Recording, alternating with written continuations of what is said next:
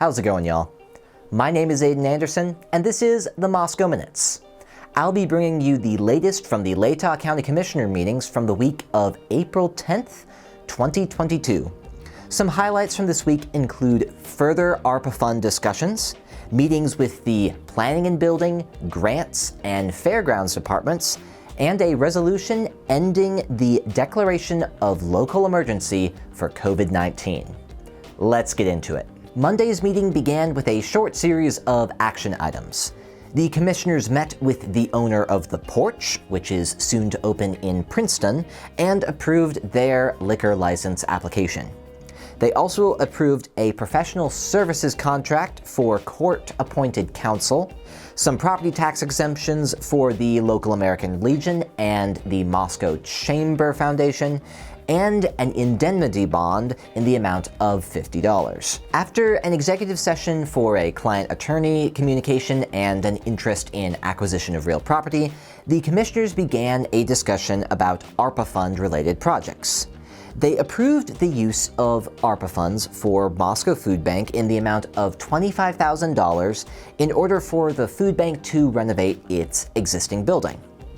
They then further discussed projects related to affordable housing, the Latah County Jail, child care services, and the Incorporated Cities requests. While no decisions on this set of items was made at this meeting, the commissioners are looking to have some decisions coming up in the near future. These future decisions include purchasing an industrial dryer for the county jail, as well as looking into funding specific affordable housing projects. Wednesday began with a monthly meeting with the Planning and Building Department. The department head gave an update regarding county revenues and improving the department's workload.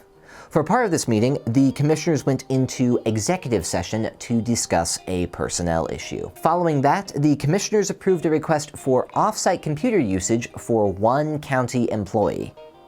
They also signed 2 ARPA beneficiary agreements with Moscow Affordable Housing Trust and the Sojourners Alliance. And this is the final piece that delegates the promised ARPA funds to these projects.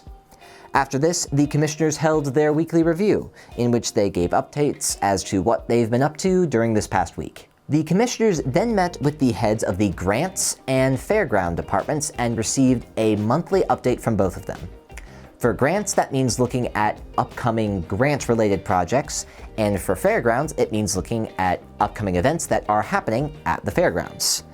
As it is, both departments have quite a lot coming down the pipe, so if you want to look more into those details, you should check them out on the county website. The commissioners then held a discussion with Alessio Revocable Living Trust regarding a water rights application which the commissioners were holding in protests, which means that they needed to discuss with the applicant about the intended use of the water and the amount that was intended on being used. This culminated in them getting the applicant to meet with the head of Planning and Building in order to make some necessary changes to their water rights application. Lastly, the commissioners signed a resolution that ended the declaration of local emergency for COVID-19. They first made this declaration of emergency on March 16, 2020, and now this week they have rescinded it.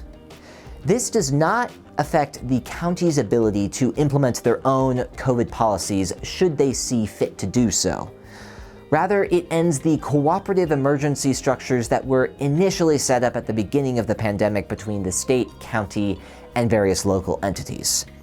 This is also happening in conjunction with the state of Idaho, which is supposedly planning to end their own state of emergency by the end of this week. And that's the latest from the Latah County Commissioners. As always, we'll have the relevant links posted with this video, and if you have any questions, let us know. This is Aiden Anderson with the Moscow Minutes. See you next time.